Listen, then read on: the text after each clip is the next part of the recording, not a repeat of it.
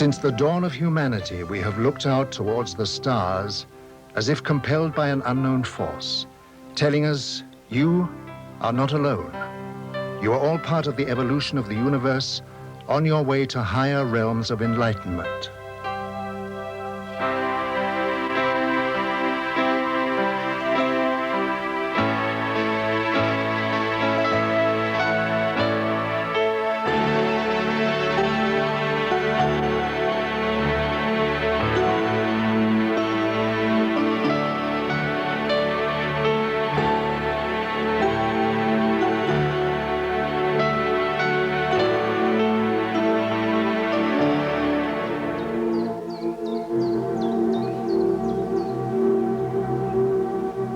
The ancient Indians of Peru were a highly advanced civilization who lived thousands of years ago in the jungle of South America.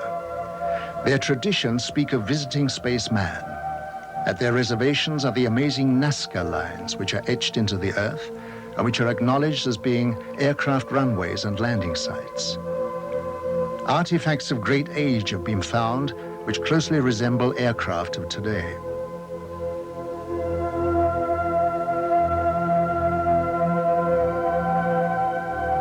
The sensational crop formations of England have generated great interest, and the question has to be asked if there is any connection with the etching in Peru.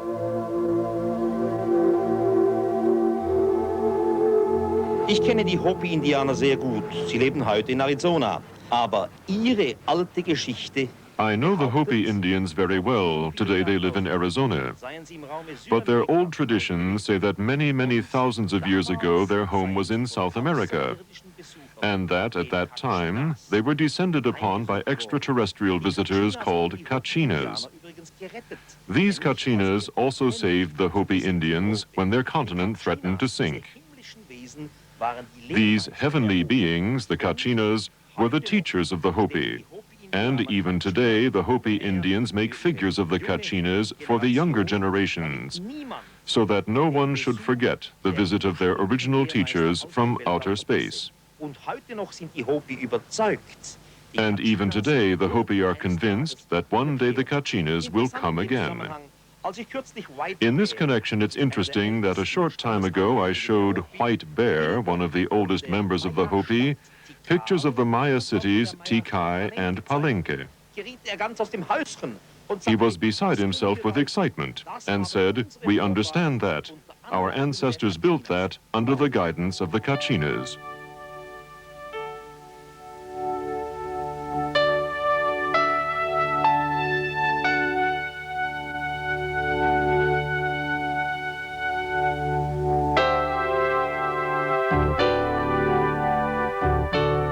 The great energy source of the cosmos can be extracted and focused to form a very potent electrical and magnetic power form.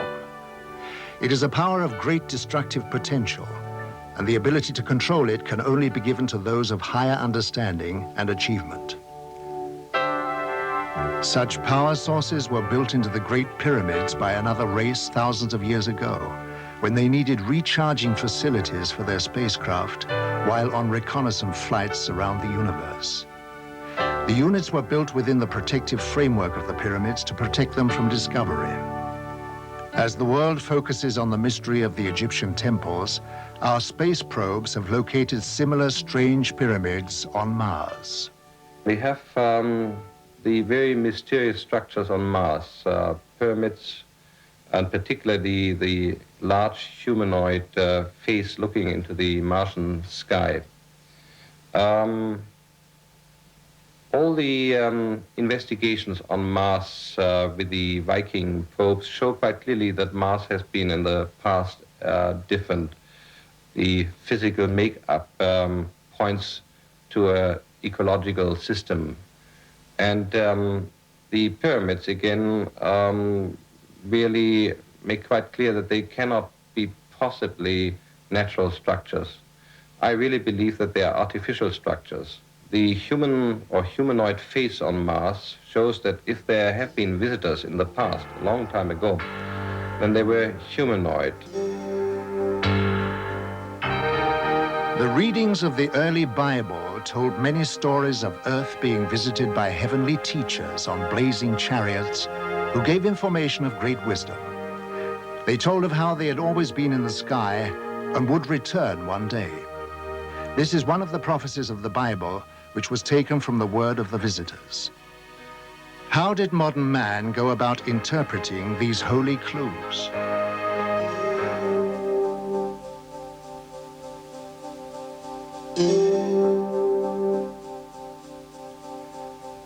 So we turned our faces towards the heavens in the hope of finding a deeper understanding of ourselves, to participate in the quest for universal knowledge, and to hold out our hands in the search for possible cosmic neighbors.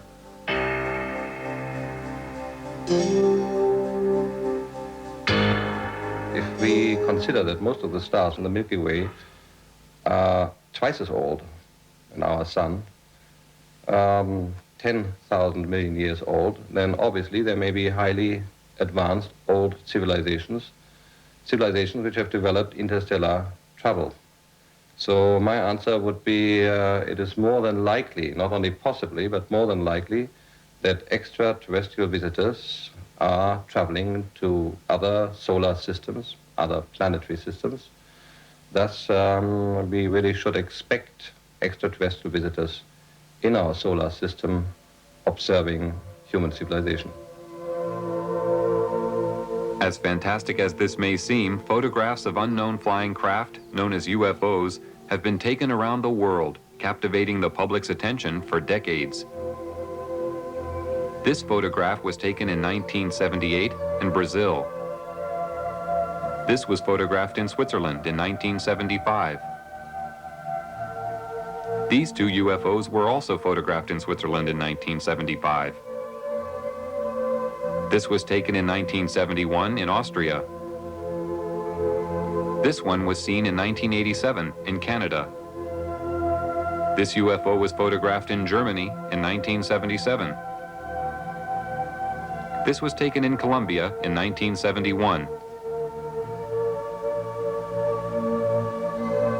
This photograph of a shiny silver object was taken in North Charleston, South Carolina in 1980. Yet another photograph from Switzerland taken in 1975. This UFO with a cloud-like vapor was taken in 1974 in Denmark. This UFO was sighted in 1977 in Uruguay. A UFO in Indonesia, photographed in 1974. These three luminous flying objects were photographed in Barcelona, Spain in 1978. Every year, increasing numbers of UFO photographs are being taken by witnesses from around the world, giving growing evidence of extraterrestrial visitors. In 1946, George Adamski, a professor of philosophy, using his cine camera, took the first moving pictures of alien spacecraft. This film shows the strange flight pattern of these machines. This picture shows three balls beneath the craft serving as condensers for static electricity. This film, also taken by Adamski, shows a telemeter disc, described as being a very small but highly technical reconnaissance craft. Adamski was an amateur astronomer who had a 6-inch telescope on the slopes of Mount Palomar. In 1946, he observed a huge cigar-shaped UFO and was astounded to see many smaller UFOs emerge from the mother craft. He was able to take a series of photographs of this amazing sight.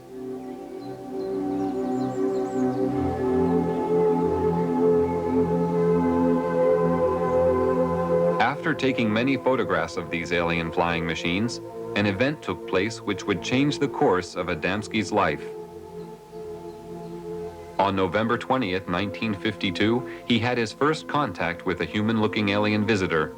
Adamski was walking in a desert canyon in California when he came face-to-face with an extraterrestrial standing beside a landed spacecraft. The alien told Adamski that the meeting was not by accident and that he had come to give a message. He warned of the danger we were creating by exploding nuclear weapons.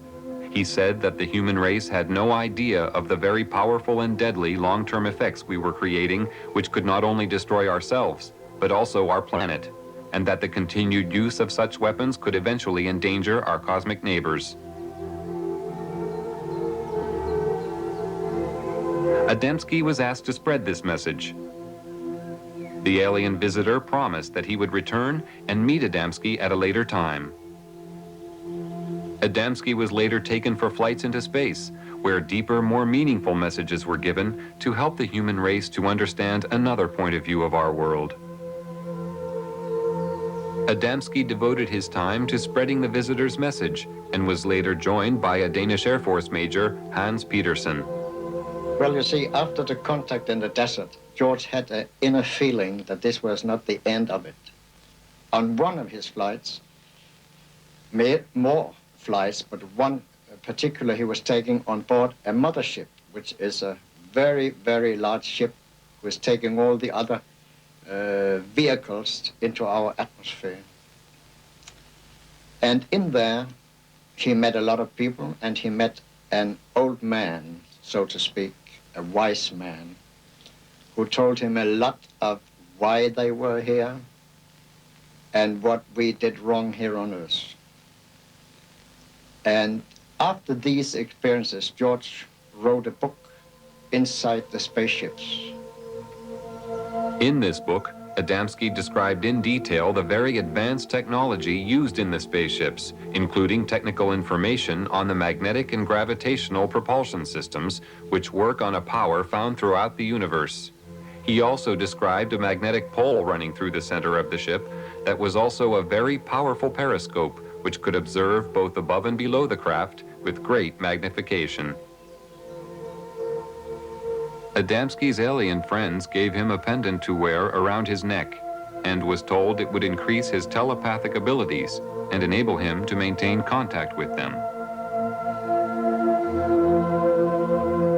Another witness who was truly shattered by his experience when he saw and photographed a UFO was Dr. Daniel Fry. Dr. Fry was a rocket engineer and the head of a scientific team employed by the American government at the White Sands Missile Proving Grounds in New Mexico when he took these films and photographs. On July 4th, 1949, Dr. Fry was contacted by alien visitors for the first time. They informed him that mankind lives in danger of total self-destruction through means it had created itself, and that Earth technology was advancing faster than man's ability to control himself. He was told that peace was the automatic byproduct of understanding between man, and race and race. Also that the understanding of fellow human beings was the key to building a united world. The most significant experience that I had is probably the finding out of the major purpose for this invasion, so to speak, was to keep this planet alive, that we're approaching an area of controversy which could result in the displacement of all humanity, because we had learned how to do that without learning how to get along with each other. When those among you responsible for your scientific achievements realize the significance of the destructive forces you are creating, only then will you understand that you are destroying your living planet, which is responsible for your very existence. We are here to advise, guide, and encourage you to turn your eyes towards the creation of a planet of peace and understanding, where your invention and universal ability coexist with the creative force of the cosmos. We are your brothers of the Galactic Federation, who wish only to have you by our side. We cannot join you until your thoughts turn from self-destruction to the eternal law of universal knowledge and understanding. We rushed outside, and there came a spaceship sailing, passing us, making a curve, going down south and coming in from the south, passing over our heads and disappearing to the north. And 1 hour later, it came back and passed in low altitude, and it passed the moon, which has come up meanwhile, so you could see it was an Adamski-type saucer.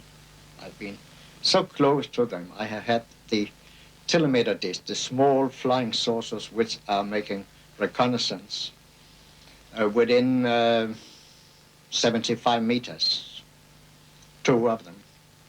I have one being disintegrated on my terrace. I have seen flying saucers, the George Adamski type, within 200 meters in front of my car. I have seen 2 flying saucers land, both cases with my wife, so I had a witness. The founder of the German UFO Society, Carl Veit, is also a publisher of UFO books.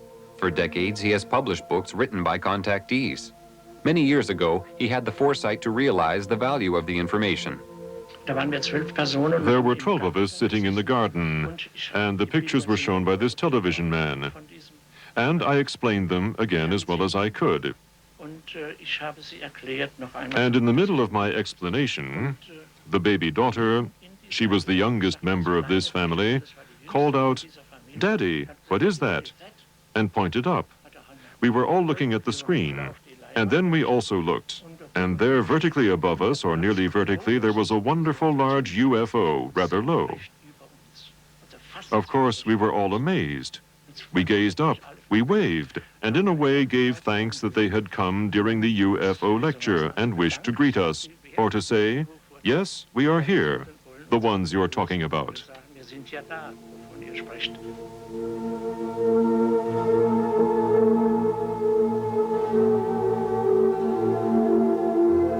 Tony Dodd is a retired British police sergeant who had a close encounter with a UFO.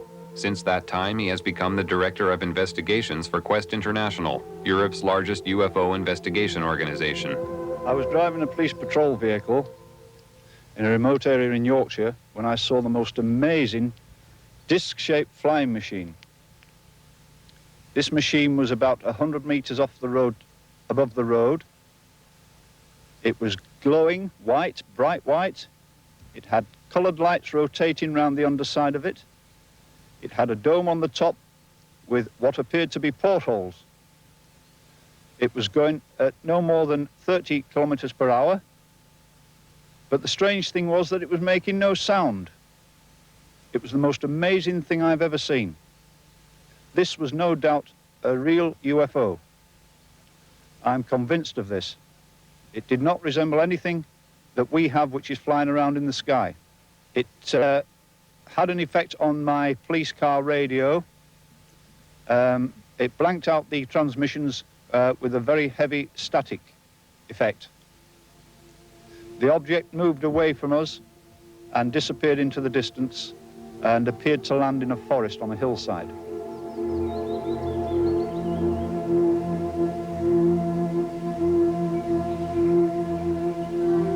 George once told me that they work in all countries, all over the world. And they live among us, they have jobs. One day, George met a couple in New York on 5th Avenue. He was looking in a shop in the window, and a couple passed him with a little boy between them. And he got this strange feeling that they were space people. And he put a thought towards them. Are you space people? Then come back. They turned around and came back and said, your thought is correct. Adamski was given insight into the purpose of his life by his extraterrestrial friends.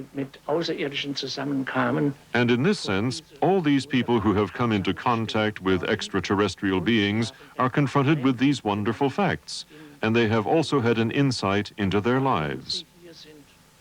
Why they are here. That's what was also said to George Adamski, that he should, so to say, be a pioneer in the field of ufology, because in the development of the human race, we now face great, higher problems.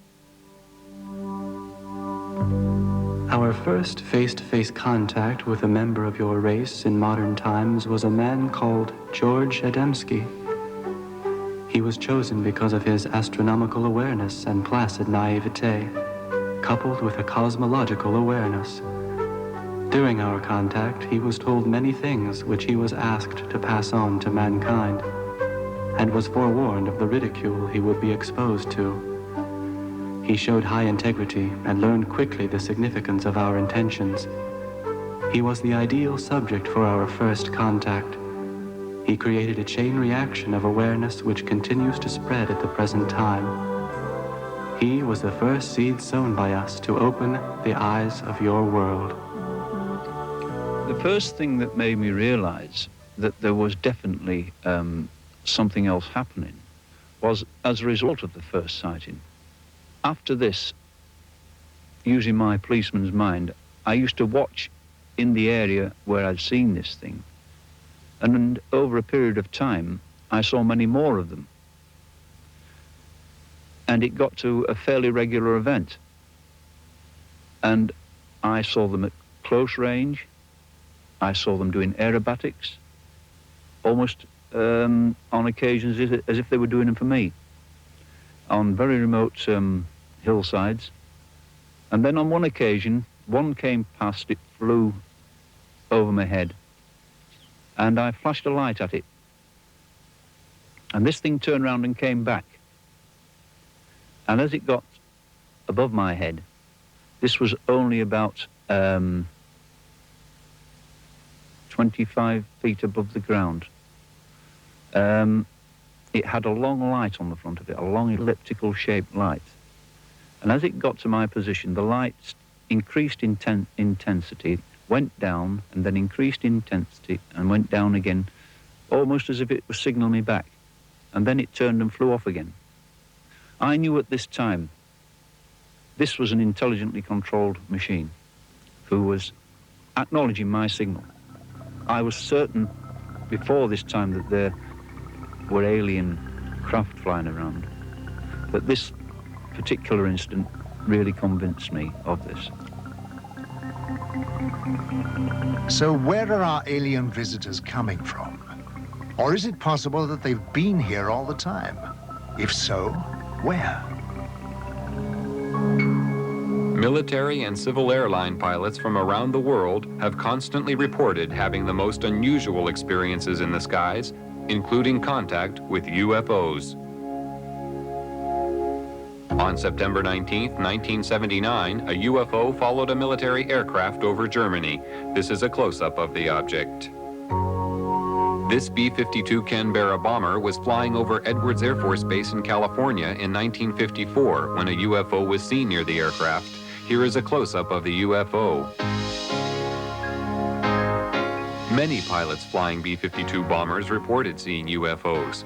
This one was photographed at 12,000 feet in June 1966 over Utah by aircraft pilot Williams. An aircraft over Venezuela had a close encounter with a UFO. This photograph was taken from the plane. In June 1976, the British Airways Concorde was being filmed in flight when a small UFO appeared.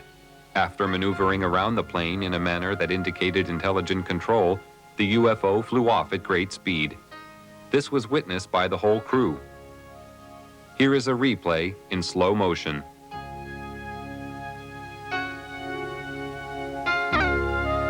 Of the hundreds of UFO sightings made by aircraft pilots every year, the most amazing one was filmed from a commercial airliner by passenger Gene Oldfield as the aircraft cruised at 9,000 feet over Stafford, England on April 2, 1966. The film clearly shows the ability of the craft to perform maneuvers and feats of acceleration far beyond our present comprehension. Here is the film again in slow motion.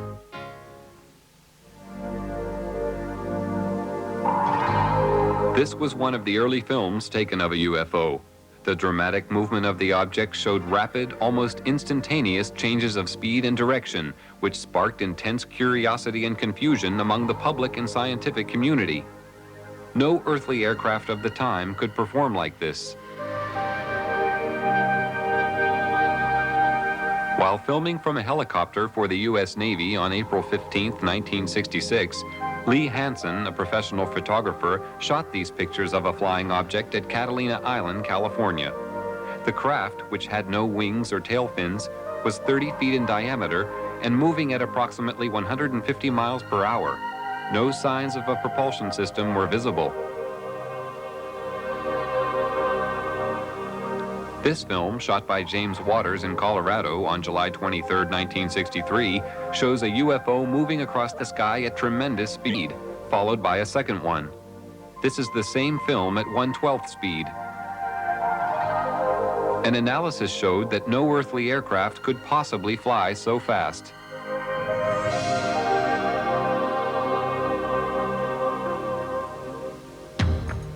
In late December 1978, a record number of UFO sightings were being reported by radar operators and pilots in the area of Wellington, New Zealand. Just before midnight on December 30th, 1978, Quentin Fogarty, a reporter, and a television team took off in an Argosy aircraft to fly to Christchurch.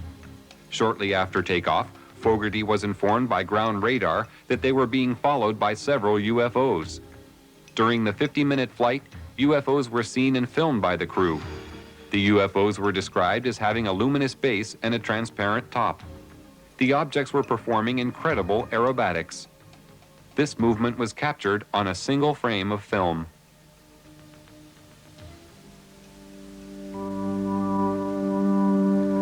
We have been present in your skies for hundreds of Earth years, but because of camouflage devices, you have been unable to observe us.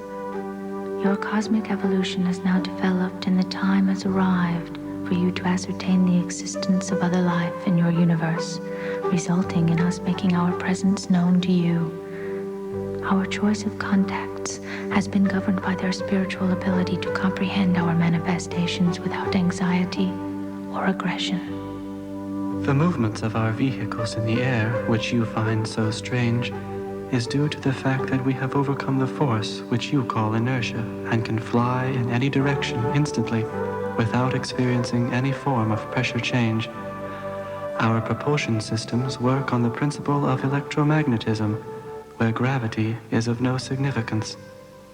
The three spheres sometimes seen below our craft are our drive systems, but can be detached individually to function as surveillance probes. The magnetic pole within the axis of our craft has many functions. It contains periscopic lenses for high magnitude observation and assists in the absorption of static power for recharging purposes.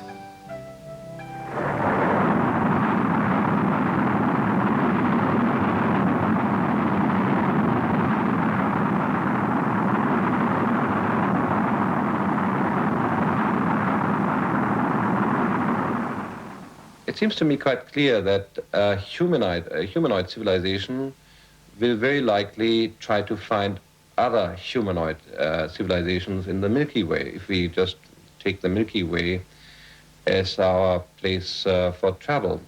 I'm not talking about extragalactic civilization now. The possibility of finding humanoid civilizations would always be of interest. Just like our astronauts, if we send them away in the search for life, will very likely try to find life which is a kind which is similar. If an astronaut has a chance to visit a planet where there's plant life or insect life, or another planet where there's humanoid life, he very likely will travel to the planet where there is humanoid life. And so it should not surprise us that the extraterrestrial visitors are always described as being humanoid. The following sequence of photographs and film was taken by the astronauts. While in space, they had many encounters with UFOs that are now being revealed for the first time after decades of secrecy. On the Gemini 4 spaceflight on June 3, 1966, astronaut James McDivitt took a photograph of this cylindrical object. On the mission of Gemini 7, astronaut Frank Borman reported seeing these two objects flying in formation. On the Mercury 1 mission on February 20, 1962, John Glenn took this picture of two glowing objects. On the Gemini 11 mission, September 13, 1966, Pete Conrad and Richard Gordon observed a cluster of UFOs alongside their craft. They described them as large and very bright. During the Apollo 11 mission in July 1969, Neil Armstrong and Buzz Aldrin saw these two UFOs, which were in orbit around the moon. The astronauts filmed the extraordinary glowing objects from the Apollo 11 spacecraft and reported to Johnson Space Center in Houston, Texas, that the UFOs even accompanied them to the moon. Many astronauts made their own private films while on space missions. This film, shot by James McDivitt in a long sequence, shows the remarkable aerobatic ability of UFOs. The astronauts faced UFOs so regularly that they became part of their everyday life. Because of restrictions, however, they were unable to describe their encounters to the public. One of the first to break the silence is former astronaut Brian O'Leary, a professor of physics and an astronomer from Princeton University, who comes forward for the first time to speak of the reality of visitation from out of this world. What I do know from my own experience and from scientific investigations and experiments is that UFO phenomena and a range of other events are part of our reality, as incredible as they may seem. Jetzt war es dann endlich soweit. Der erste Mann war auf dem Mond gelandet. It's one small step for man, one giant leap for mankind. During their moonwalks, a giant glowing UFO hovered above their heads. While in orbit around the moon, a huge object remained in view for a considerable amount of time before it suddenly disappeared. This UFO was seen above the landing site. This cigar-shaped UFO was photographed from the orbiting space module. Down to the bed. And that may have been a small deal, but that's a long. On this very first trip into the unknown, the astronauts repeatedly reported to Mission Control that they were being escorted by unidentified flying objects. After landing on the moon, the astronauts stated that the UFOs were still present in the distance, hovering near a large crater. They were well aware that they had been observed throughout their entire mission. And also like sundown again. Yeah, powder. I was strolling on the moon one day in a merry, merry month of December. No, May. May's the month. May, that's right. May is the year of the month. When, much to my surprise, a pair of lovely eyes. Hello, Ryan. It's Houston. Hi there. We lost you for a while. Yeah, we sure did.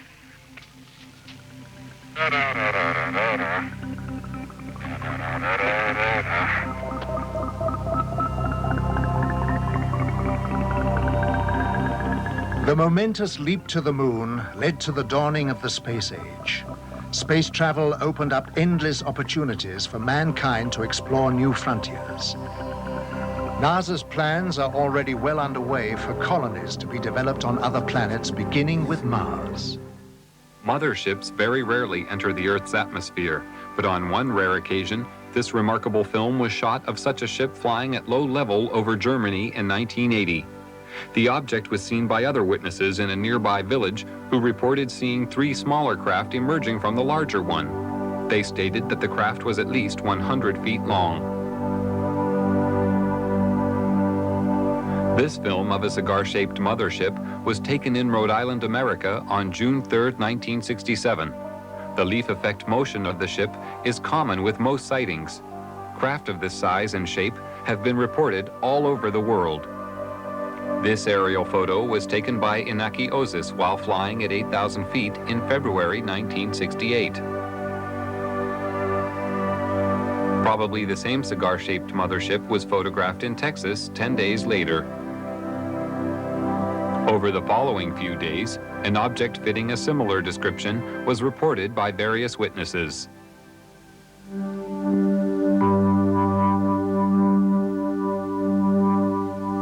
Life aboard our motherships is ruled by a mixture of self-discipline, love of each other, and the merging of all spirits into one. Every need is catered for in respect of rest, recreation, and meditation of the soul. Illness awareness does not prevail, but analyzation and anecdotal equipment is always ready in case of unexpected or unknown space microbes attacking the craft or our bodies. Our food is comprised of a rotation of the many choices available on our own planet, but does not include the flesh of other life forms. We do occasionally take the fruit of certain organic trees and shrubs found on other planets, but only when they are known to be totally safe and pollution-free. Our water on the craft is produced by cosmic conversion. All byproducts are disposed of by the disintegration of the composite molecules. The psychological spirit of each of us is at one with the elements which surround us, and when we are at one with our universe, we are at peace. My personal views on UFOs are that these are alien-piloted vehicles. When I say alien, I mean alien to anything we know. That possibly they come from other worlds, but I think it's highly likely also that they come from other dimensions, other time spheres. And that there isn't one type of alien coming here. There are probably many of them, all from different areas. When people report these things, we get such a variety of things reported, so many shapes, so many forms, and this appears to cause the confusion because there is such a variety of these things.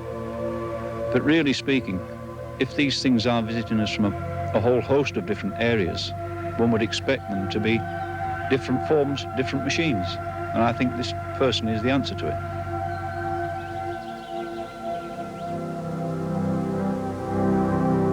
Meanwhile, we scan the skies with optical and radio telescopes of great power, which penetrate the universe for 15 billion light years, watching, listening for signs of intelligent life. Large numbers of people on Earth wait and watch in the hope that one day they may be contacted or visited by visitors from space. In Russia, a large crowd of people who had gathered to watch a famous singer being filmed saw more than they had bargained for when a UFO suddenly appeared above their heads. The camera crew quickly focused their camera on the object and recorded an aerial display that lasted several minutes.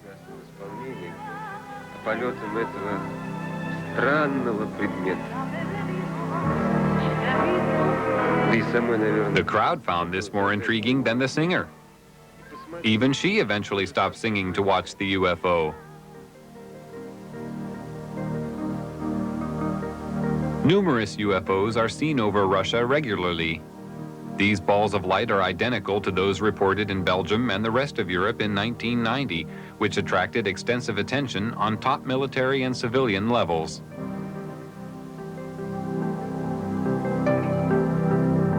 In April 1990, this cigar-shaped UFO was filmed over Russia by an amateur. These flying objects are now acknowledged by the Russian military as being alien flying machines. The nucleus, the authentic nucleus of the UFO phenomenon must be our research field, and that is certainly worthwhile. However skeptics may talk about the UFO phenomenon, whether they call people who have encountered psychopaths or even scientists who concern themselves with UFOs as cranks, we simply have to accept, if we inform ourselves, that there's a small percentage of absolute authentic cases which represent the UFO phenomenon. And we must continue to investigate this nucleus. It will be worthwhile. When I first saw my UFO, I always quote my UFO now, you've got to bear in mind I was dealing with something like this with the clinical mind of a policeman. So my immediate reaction was, well, what makes a thing like this tick? How does it go? How can you get an enormous machine like this which doesn't make sound? Why does it look so beautiful? Why did I see it? Why was it there? There's so many whys. And I knew I had to find out answers to these things. It was very, very difficult. There was no easy way of finding an answer to something like this. But it seemed to me that things naturally came my way. I started to receive reports from people as it became known I was interested in this subject. And then I had so many other incidents following this of close encounters. It was quite amazing, really, because these things seemed to know where I was, even when I wasn't on the initial hillsides where I found them. I had occasions when I would be driving down a country road, then suddenly one of these things would be in the sky, flying alongside me very close. And it was almost a cat and mouse game. And I had nothing but, no fear, never any fear, because there was never anything directed towards me which would indicate there was any hostility. And so I got a sort of affection for them. I had to keep thinking, what kind of technicians put something like this together? Because it was such an amazing thing. But I knew that this thing was not from here. For the past 45 years, people from every country have reported seeing UFOs. The descriptions of these objects have been all too similar, despite the fact that the witnesses live thousands of miles apart. Witnesses include astronauts, pilots, scientists, and police. Even presidents of the United States. Jimmy Carter and Ronald Reagan have spoken openly about their seeing UFOs. Since 1945, an estimated 5 million UFO sightings have been reported from across the world. Most sightings are of singular objects, although many are of 2 or 3. In some cases, large formations have been spotted. The greatest number of UFOs usually appear after 9 p.m. Although a large percentage of these sightings can be explained as natural phenomena, many cannot. Thousands of people are asking questions. What are these UFOs? Where do they come from? Why can't I see one? Why are they here? And more people want to communicate with the extraterrestrials, to learn more about them, get to know them, to understand. Soon after the dawning of the 20th century, the winds of change began to blow. Events were to take place which would change the course of mankind forever. The atomic age had arrived.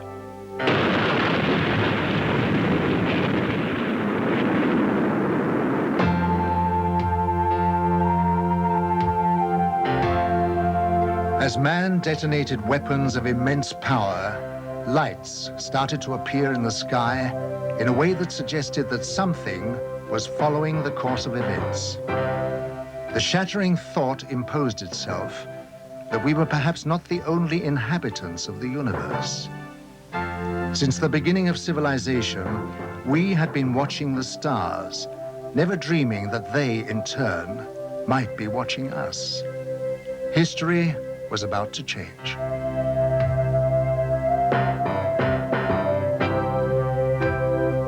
Because these lights appeared suddenly in the sky over Washington on July 20th, 1952, moving from the White House to the Capitol, hundreds of people witnessed the extraordinary event, and it left them stunned.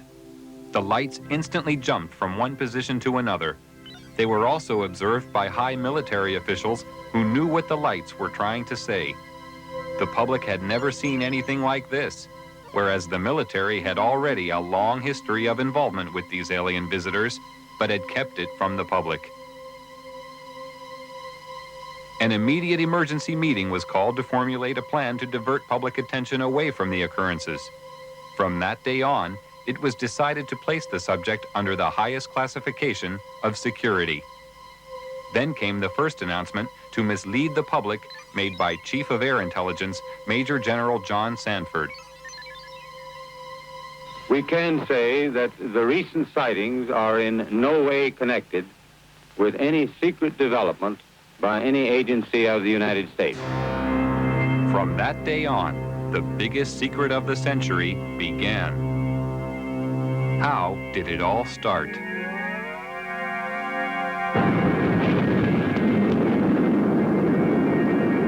After the first atomic bomb was detonated, more tests were made of the effects on the environment and human subjects to gauge the degree of contamination unleashed. no knowledge of the devastating long-term effects existed at this time. Here in New Mexico, an Army base close to a small town called Roswell became the focus of attention on July 2nd, 1947, when Bill Brazel, a farmer, found a crashed disc-shaped craft on his land. The military arrived on the scene and quickly isolated the spot when they found debris scattered over a wide area. They also found 4 dead humanoid alien bodies who had been ejected from the craft. Because of many recent UFO sightings by the military, they accepted the existence of visitors from outer space who obviously possessed a technology which was far beyond our understanding. Now, for the first time, they had tangible evidence and were eager to learn its secrets. Roswell was the home of the 509th Bomber Wing, the sole American atomic bomber group. Major Jesse Marcel, an Army intelligence officer, was engaged on the recovery operation and asked Walter Haught, the Army Public Relations Officer, to prepare a story for the local newspaper. He told me to prepare a release with basically the information that he gave me over the phone. When it was done, to take it into community and hand deliver it to the 4 news media we had in Roswell at that time, which is what I did. The story was published in the local paper. The news was also prepared to be aired by the local radio, but Judd Roberts, the radio station manager, was warned not to broadcast it. Sorry. The question that we ran into is the very next morning, some friendly person, probably from Clinton Anderson's office, called us from Washington and said, we understand that you have some information, and we want to assure you that if you release it on this matter, because it's not supposed to be released, it's very possible that your license could be in jeopardy, and so we suggest that you not do it. And he said, when I mean in jeopardy, like maybe 3 days. Preparations were made at Roswell Army Base for the transport of the wreckage. Robert Shirkey witnessed the secret handling of the parts. They came in the front door, straight down the hallway, and right out onto the ramp to climb into the airplane. And these were the people that were carrying parts of the crashed flying saucer at that time, UFO today, that I got to see. And that was the only thing I got to see. And it was very short, very quick. Colonel Blanchard, in order to get out of their way, had backed into the doorway of the ops office. And I stepped up to him and I said, Colonel, turn sideways. I want to see too. On instructions from the Pentagon, Thomas Jefferson DuBose and General Ramey created a cover story saying the crashed object was a weather balloon. But we used that in order to persuade the curiosity of the press.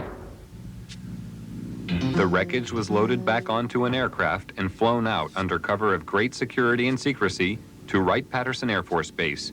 The pilot kept silent for several years, but informed his wife after the story appeared in a newspaper. I guess now that they're putting in the paper, I can tell you about this. I wanted to tell you for years. He said, I want you to read this article because it's a true story. And I not only know that it's true, but I'm the pilot who flew the wreckage of the UFO to Dayton, Ohio. Wright-Patterson Air Force Base was considered the most technologically advanced research center in the United States. The wreckage of the Roswell crash was dismantled for analysis. The matter was considered of such importance that the orders came directly from President Truman. Under the cover of the CIA, Truman created a group called Majestic 12 for dealing with and covering up all information about UFOs. President Truman gave the task of handling UFOs only to the highest-ranking generals. After the Roswell crash, a special group of scientists was formed and facilities built to be prepared to deal with any further UFO crashes which would occur. Wendell Stevens was a lieutenant colonel in technical intelligence in the U.S. Air Force and is now a UFO investigator. Now having an extraterrestrial vehicle and some bodies in their hands didn't know when the next one would come down, where they came from, what they were going to do about it. There were a lot of unanswered questions. And the United States was in a turmoil at the time administratively because we were shifting from a war economy and a military-industrial command structure to a civilian structure. So the military was still dominant, and they wanted to keep control of this until they knew what was happening. So they created, and remember, General Marshall was our Secretary of State at the time. He was a four-star, a five-star general. These people selected certain representatives from the military-industrial complex that they controlled, generals and admirals and certain scientists that worked with the military and worked with industrial planning. These men were designated as a task force to take charge of any event that followed. And one did. Almost a year later, on the 25th of March of 1978, the next one came down, 1948, the next one did crash, and it came down under observation by radar, so that we knew where it landed at the time that it struck the ground, and a helicopter was over it in less than an hour. It reported what it observed, and the plan generated by these people from the military-industrial complex after the Roswell crash was immediately put into place. All of the generals and admirals and advisors and scientists were contacted and ordered to proceed to a base in Colorado, where they were picked up and driven to the crash site. Now, all of these men have gone to the scene to see for themselves what an alien vehicle looks like, and they were going to advise General Marshall directly, who was controlling everything from remote position from telephones, on how to proceed. And when an operation is that big, you can't cover everything up. We discovered that the owner of the property where the vehicle came down was arrested in his house with his family, and they were kept in the house for 4 days, not allowed to go outside or anything. All the roads in the area were blocked. All access was closed. People that lived close enough to know something about it were kept in their houses.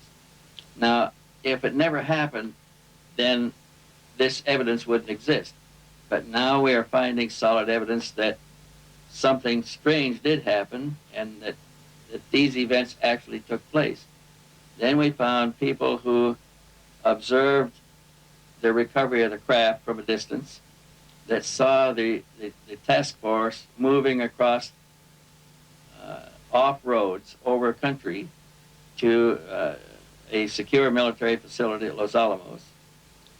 And with these leads, we were able to turn up other witnesses, all of whom had been sworn to secrecy by their superiors at the time they participated in these events.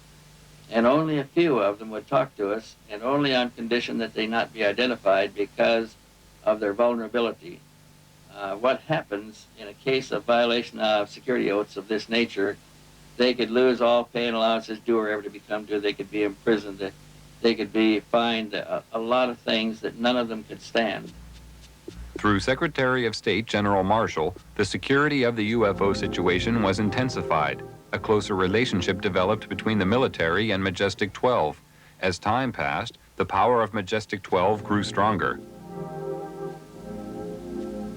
Virgil Armstrong was an intelligence officer with the CIA and worked with highly classified assignments. He retired with the rank of major.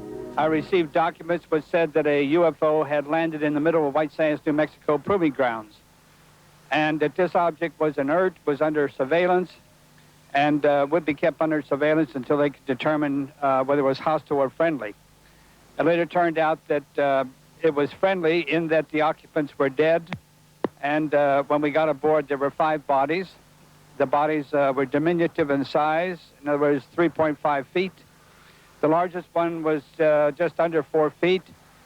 2 of them were obviously the commanding officers because 2 of them wore epaulets on their shoulders.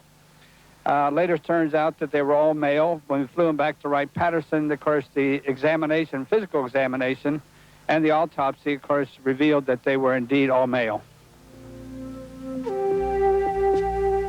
From descriptions given by several witnesses, the aliens have very large eyes, a small nose, and a small mouth. They are usually about 3 feet 6 inches in height and have no body hair.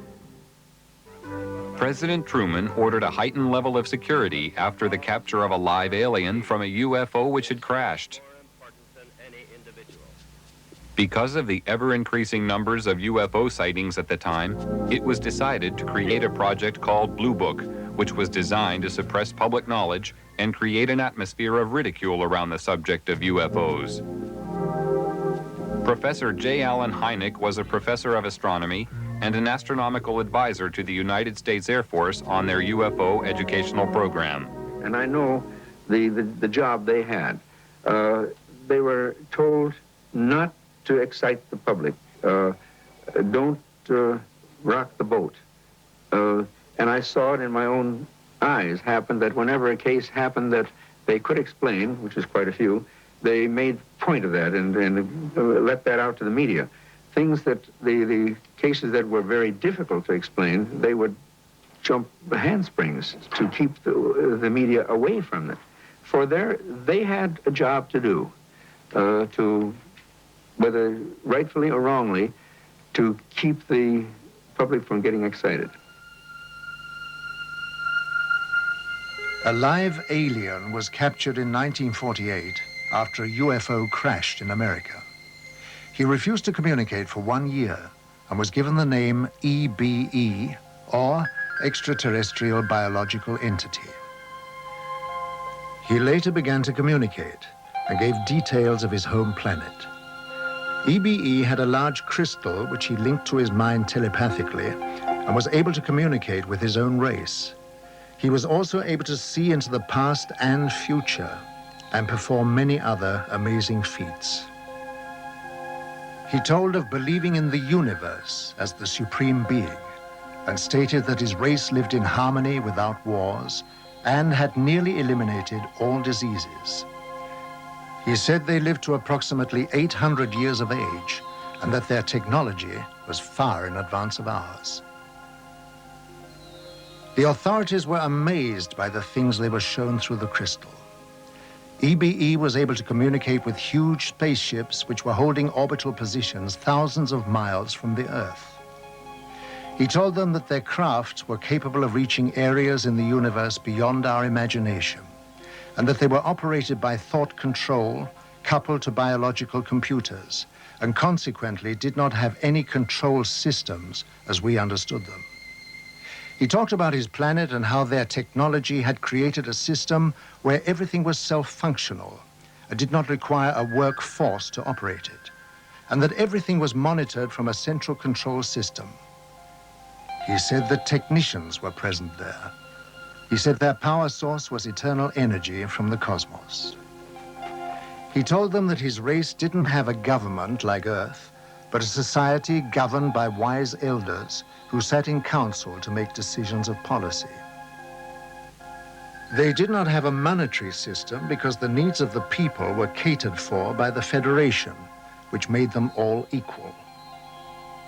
At the request of the aliens, a meeting was arranged with President Eisenhower in 1954. It took place amid tight security at a secret location.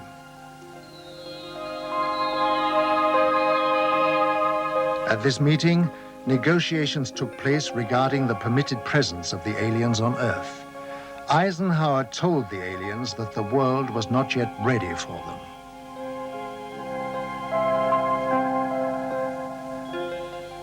Eisenhower witnessed an alien demonstration of technology and power at Muroc Dry Lake, which is now called Edwards Air Force Base. I believe we made a deal, and the deal was that in exchange for super technology, super weapons technology, we would agree to ignore the abductions that were going on. He made it more military-oriented than, say, a civilian president would have. And it's this, I think, that has let his actions let the real power of the executive office slip through the hands of the president into MJ-12. The President of the United States does not have a high enough clearance to know the whole thing. And it's interesting to note that above top secret, there's 38 levels of clearances. Eisenhower's the last president to have a full briefing on the alien problem. There was a disdain of elected officials throughout the intelligence and military communities, and they just didn't like elected officials. So every president since then has not had high enough clearance to know the whole problem. Now they know there's aliens, they know we've recovered saucers, and they know that we're trying to get technology. But there are certain other things which probably only about 25 people on the face of this earth know. When coming down to Earth, it ceases to be free space, with systems to monitor every move. I happened to see flying saucer on several occasions on the radar. I even intercepted with 4 jets in '55, and it was clear to me that the saucers we intercepted could hear what I told the pilots, because they reacted on my instructions to the pilots. It was one day when one of my people in the radar called me and said, "Major," I was a captain at that, "Captain, we have something on the screen which passes with a speed of 18,000 kilometers per hour. Impossible. Nothing could fly with that speed. I went out there, yes. They were passing with 18,000 kilometers per hour. All of a sudden, after some while, they did not pass anymore. They were stationary around the field. And they came and they left without we could see it. All of a sudden they were there. All of a sudden when the sweep came around, they were gone. I contacted the operations officer and the station commander. They both came out and they wouldn't believe me. I said, "Give me 4 aircraft and I'll intercept them." Okay. Sometimes there were about 20 objects around the field, and sometimes we were down to a few. It was fog, and therefore a lot of people afterwards said, "Oh, it was inversion," but it was not. It's proven afterwards it could not be inversion, which is a meteorological phenomenon. So at 11 o'clock, I had 4 jets at the runway, and at 11 o'clock, the fog lifted so we could take off. And I ordered the 4 jets to take off. In that moment, there was 12 objects around the field. And when I said you are cleared for takeoff to intercept unidentified flying objects, 10 of them went away. Right when the sweep came back, there was only 2 left. One 10 miles north of the field, one 15 miles south of the field. I sent the 2 aircraft to the north and the 2 aircraft to the south.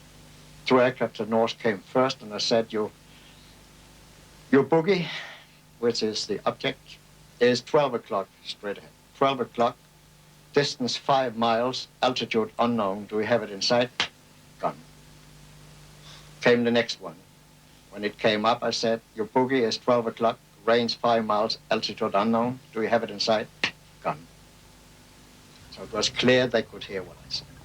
But while the visitors monitor our every move with their superior technology, being technically advanced does not always ensure their own safety.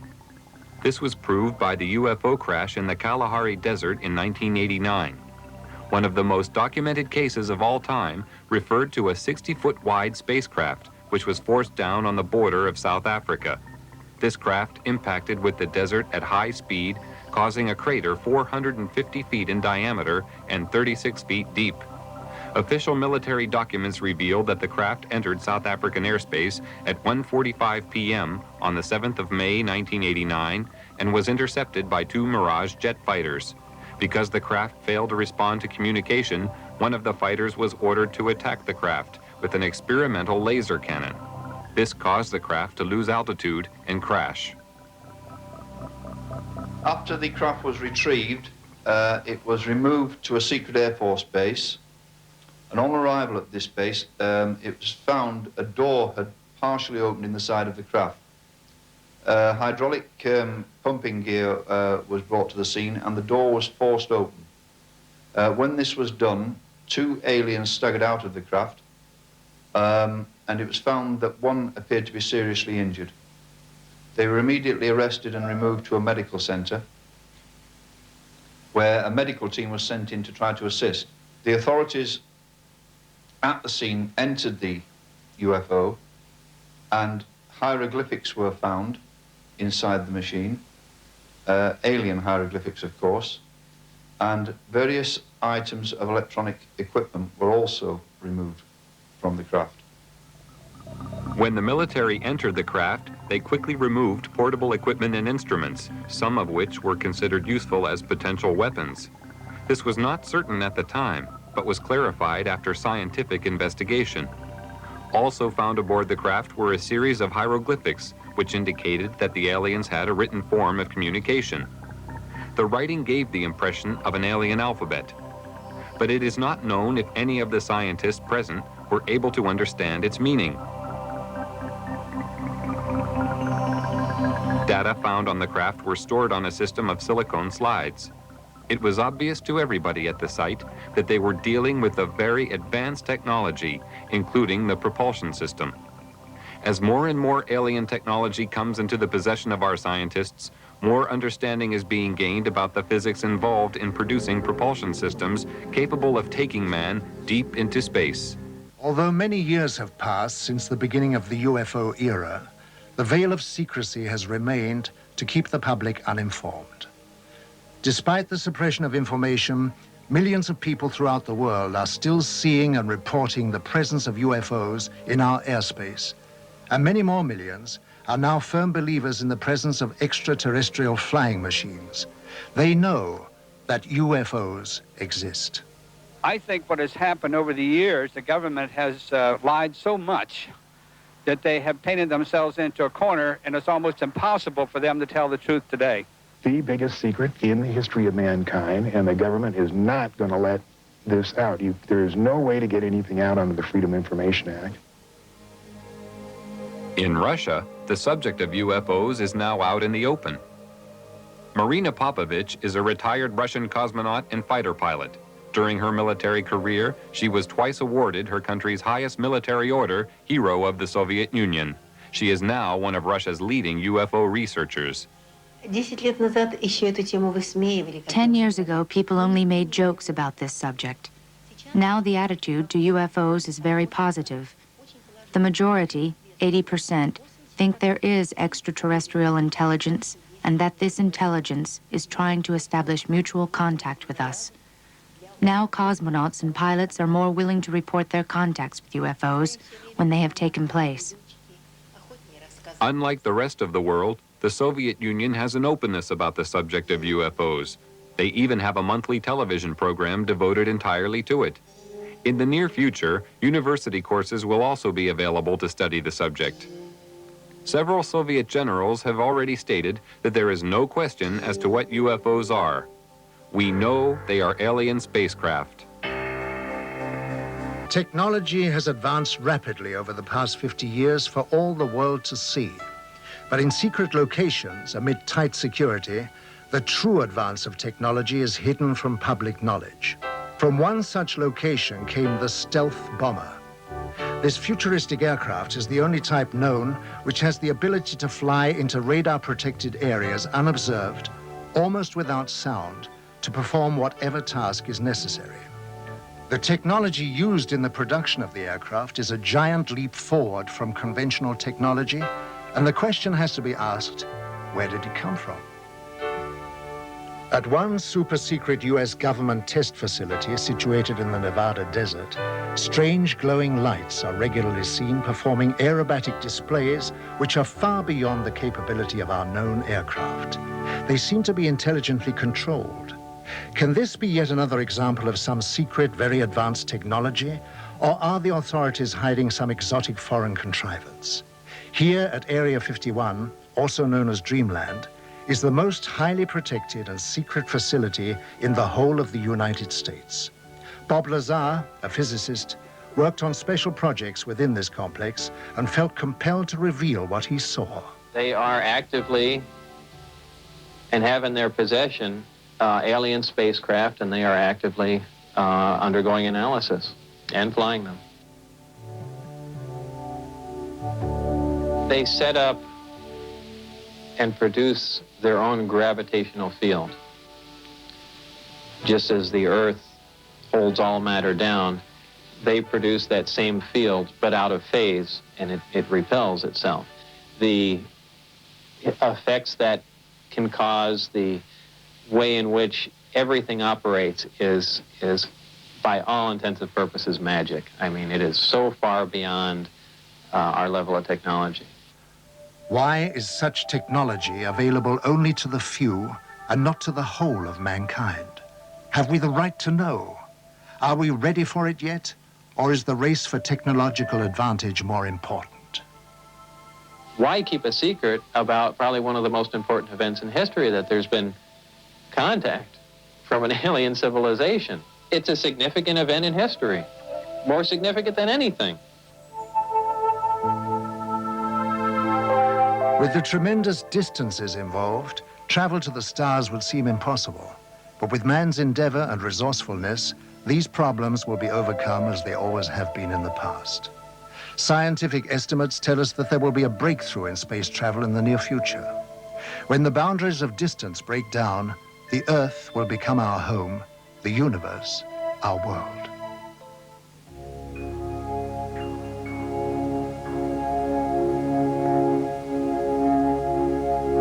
Energy is the lifeblood of civilized society, but it's also a tool that has to be controlled. They are flying on what we call free energy. They take it out of cosmos and fly on it. And you could do the same with your boat, your car, your machinery. Everything on Earth could be completely free. Do you think that the oil companies and the coal companies and the atomic and so on and so forth would accept it? Never. Despite our problems, we have gained a new conception of cosmic energy. Perhaps all the technologies which are being put together at this moment in time are catching up on our alien friends, which I very, very much doubt. But I'm sure that is the reason this technology is being put together. You've got to realize that things are not always as they seem. And once we can get out of this thinking, out of this box we're in, that there is something more than what we are being taught, what we have learned. There are things outside the scope of this. Then I think you'll begin to see the potential for people from out there visiting us. And not just now, not newly visiting us, but have been visiting us for hundreds of years. Our presence within your solar system is to observe the evolutionary progress and environmental changes occurring not only to your planet, but to its people. Using a special observational technique enables us to foresee potential difficulties which may arise, and if necessary, give you advice on the course of action you need to overcome it. To achieve these aims, we employ the use of many types of monitoring equipment, each with the responsibility for a different area of scientific investigation. Our use of telemeter discs of all sizes as remote-controlled sophisticated recording and analyzing vehicles is one of the many types of drones. We observe every aspect of your world and its inhabitants, from the environmental changes and pollution levels to the microbiological disease potential of mankind. Our techniques also enable us to record and analyze thought patterns, and therefore anticipate man's course of action before it is taken. There is nothing about your world and its people we are not aware of. In the last few years, there is an evolution in the whole extraterrestrial problem. An evolution so far that the sightings and the encounters become more concrete. We accumulate more and more cases where we get more and more information. More information is released by the governments. We know now that there was a cover-up for so many years. We have always speculated about this cover-up. Now we have proofs. We know that the secret services, not only in the United States but in other countries, have really fooled the public. And very likely extraterrestrial visitors know about this plot. And it is not surprising that in the last years more concrete information is released. Probably this may be a preparation for official contact. Perhaps it's in the interest of extraterrestrials to establish contact because humankind is in a very difficult position. This does not imply that we must depend on extraterrestrials to save our planets. We have to do it ourselves. But nevertheless, we are in a phase where we possibly take the next evolutionary step, a step that is so important because it will decide whether we will survive or simply vanish. A circular, shiny object passes in flight. You think to yourself, so the stories are true. What should we do? I'm absolutely convinced that there is a mutual origin of humankind, of human beings, and some of the extraterrestrials which come and visit Earth. I have various reasons to maintain this point of view. There is a group of extraterrestrials which are really identical with human beings in their size, in their physical look, and their physical makeup. If we take the reports of witnesses seriously, and I do. There are quite a number of cases where these extraterrestrial visitors have made remarks confirming this point of view. They do not officially land in Washington or in Moscow or in London, but they're simply seen rather unobtrusively in such a way that the media is arguing constantly whether UFOs exist or do not exist. We know that they do exist, at least a small nucleus. And whatever their intentions are, I'm sure there's a development in the last few years that it will not be long until we find out.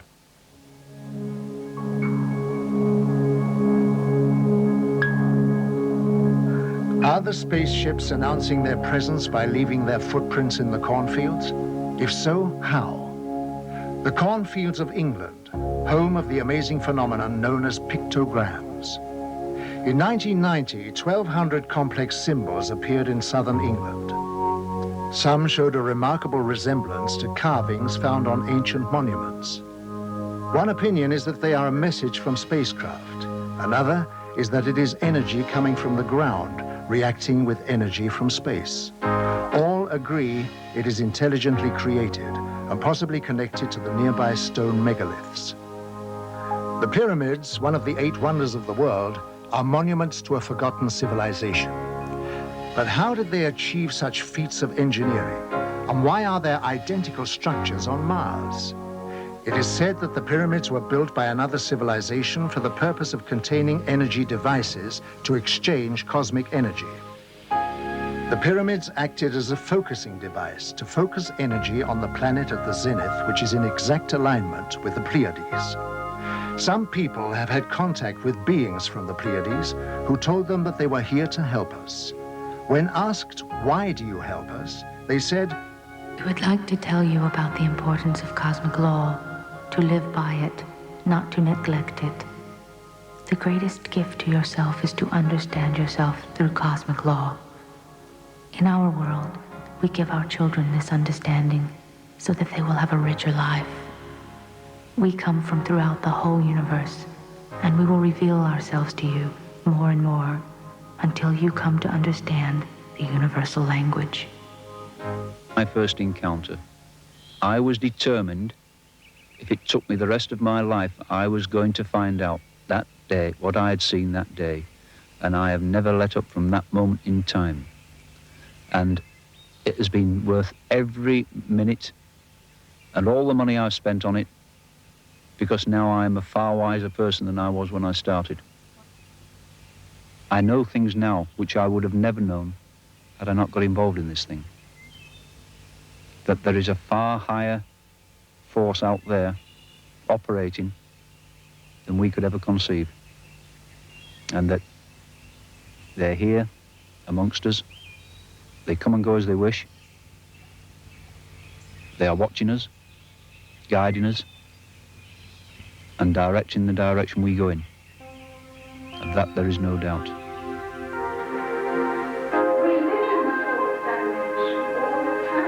Elizabeth Clara is one of the most important alien contact cases of all time. She was born in South Africa in 1910 and is a woman of great wisdom. Between the years 1954 and 1963, she had many meetings with another race. One man, whom she called Akon, told her that he was from the solar system of Proxima Centauri. She developed a deep friendship with Akon. He took her on a 4-month visit to his home planet of Meton, 4.3 light years from Earth. Meton is a world with 2 suns. She was told that space was a big laboratory and was given great knowledge about the universe. She understood the structure of the cosmos and the laws of light frequencies immediately. And as requested, she passed her knowledge to science, where it was of great benefit. She later went on lecture tours and wrote a book where she shares her insight into the structure of the universe and passed on highly valuable scientific information to the world. She said, "The road to the stars unfolds within a spaceship of great beauty and simplicity, generating her light from the cosmic plasma of eternity, never faltering, always alive and pulsating, shaped like a galaxy with a halo surrounding her and the shock wave glowing. We are embarking on a dialogue for which a common language has yet to be created, and which, when in full swing, will pose questions we have never ever envisioned, not even in our wildest dreams." There is life elsewhere, and therefore an extraterrestrial civilization to which we stretch out our hand evermore, whose attention we wish to attract, and with whom we wish to make contact. I am convinced that we shall be able to make contact on a broad basis. After all, there are already very many who have. And this contact between people is just as important as that with the universe. On her many journeys into space, Elizabeth Clara learned that Akon's race lives in harmony of body and mind, which is the foundation of healthy existence and responsible for the elimination of disease. They know that most diseases are caused by emotional or psychological stress. Akon told her that all cosmic neighbors looked at our world with watchful eyes. They see that the natural world is dying through the imbalance which we are creating in nature, reducing the resources we live on, and they are out there waiting to help. When asked why they didn't come more often, they said, to come here, we have to make many kinds of adjustments to the body because we are uncontaminated.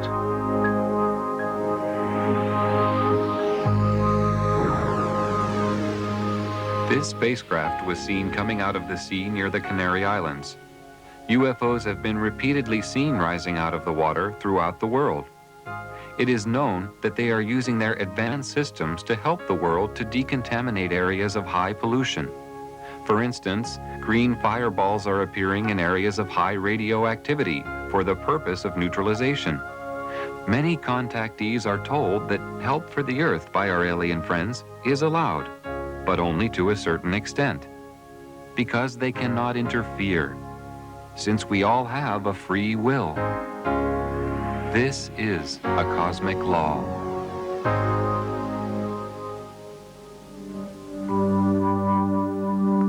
Life in our own planet is different to what you experience on Earth. We have long overcome the negative aspects of aggression, jealousy, and power. Although we are very advanced by your standards, we lead a simple life of love, mutual respect, and harmony, each integrating with each other in a like manner, conforming to the cosmic law of mutual harmony. Our family unit is the integration of like souls, which is a form of higher love beyond your comprehension. Children are born of these family units to evolve into even higher levels of understanding. Partners are not tied to each other as with your earthly rules. The merging of auras of the twin souls is a bond of such love and understanding that rules are not necessary. We do not have rules as you understand them. Law is a code of conduct. We do not require a code of conduct as you perceive it. Age is of no consequence to us. We merely exist in this form for a term of many times your lifespan, and are then reborn to a higher level. Our harmony with our environmental surrounding is absolute. Elizabeth Clara was brought to our planet by Archon as a step towards bringing understanding to your race regarding the life and ways of cosmic neighbors. The mutual love which existed between them was a natural harmony of souls. Archon could not have lived permanently on your Earth because of your contamination. Our recreation is very different from that on Earth. We do not have sports of violent physical contact and do not participate in anything which creates rivalry. One great enjoyment is to use our brain power, either singly or jointly, against what you would call computers. Our music is a combination of vibrations, colors, aromas, and visual effects. But unlike yours, it is of a meditational nature. It was very, very difficult. There was no easy way of finding an answer to something like this. But it seemed to me that things naturally came my way. I started to receive reports from people as it became known I was interested in this subject. I received reports in growing numbers until I was receiving reports in hundreds. And then the net spread, and it wasn't to a local area, and then it went to the whole of England, and then slowly but surely it spread until the world came in, and information was being fed from many, many directions, and many, many people helped. And as this information grew and grew, the fact that there were solid objects and other type of objects flying out there, there were other intelligences, became very, very real. There is a wealth of information, documented and otherwise now, of the real existence of these entities, aliens, whatever you wish to put the name on them. The problem is, in our society, there has been a very, very well orchestrated aura of ridicule imposed on society, so that people who were seeing these objects were afraid to report them for fear of ridicule. People in positions of responsibility saw these things, and many have spoken to me, but they always speak in hushed tones behind closed doors. And when you ask them why, they say, well, if I was to make this public what I had seen, I would lose my job. This is the syndrome which has been among society for many, many years. There are more people all the time coming forward. We're beginning to break this mold of ridicule, and the reports are coming from all manner of people. I've had them from doctors and pilots, from military personnel. You name it, I've had it from them. And it's like a snowball. It's gathering momentum, it's gathering size. And it will not be long before all the population realizes that these are out there. We are not the only people here. And when the realization of this comes to the front, then I feel that we will all be lifted on a higher level spiritually.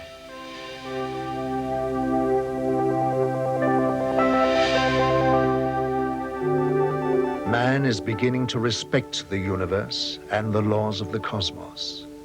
Therefore, he will learn a great deal faster.